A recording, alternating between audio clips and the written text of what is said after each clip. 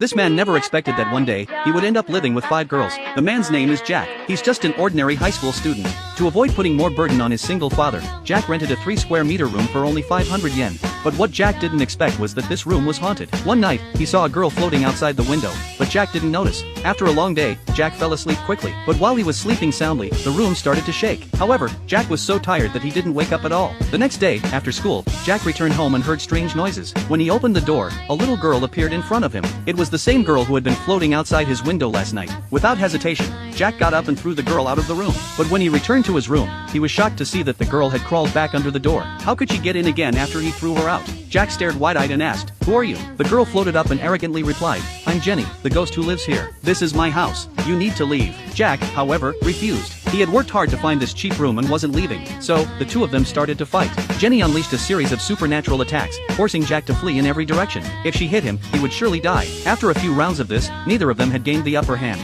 Jenny began chanting an incantation, preparing to deliver the final blow. But just as Jack was about to be overwhelmed, he pulled out a protective talisman to block the attack. As they were in a deadlock, a girl suddenly broke through the window on a broomstick. She warned them to leave immediately. Upon hearing this, Jack and Jenny were both furious. The two who had been fighting just moments ago now joined forces to throw the girl out. Not only that, but they also discussed how there were no such things as magical girls. The girl, Luna, looked confused, but then she realized what was happening. In the end, they decided to call a temporary truce and let her inside. But before they could even calm down, a mysterious woman appeared and flipped over the table, emerging from the floor. This was the third girl to appear in the room. The beautiful woman introduced herself as Ellie, saying she wanted to buy Jack's room with a large sum of money. But Jack wasn't about to be bought off by a few gold bars. Ellie didn't give up, and began to seduce him by holding his arm, promising she could meet any of his conditions. Before Jack could react, a magic circle appeared on the wall. From the magic circle, another girl named Lilith stepped out. At that moment, Jack's hand had accidentally ended up in an inappropriate place. Lilith was furious. She immediately started attacking everyone in sight. Just as they were about to be overpowered,